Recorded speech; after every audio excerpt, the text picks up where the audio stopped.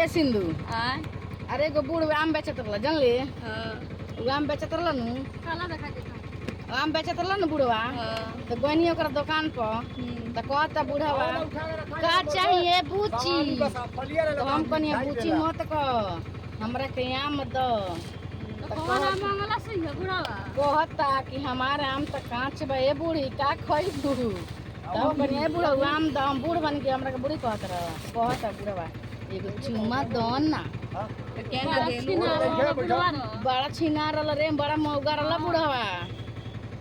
तारे घाव मांगे ना ना ना अरे दादा हो दादा जोगा के रखले बनी बुढ़वा के देवे खतरा रे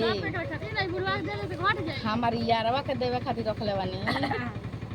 आ के सिंधु केकरा के देवे ए हम अपन मजनुआ के दे ये अपना मजनुआ के दिया का हो बिमल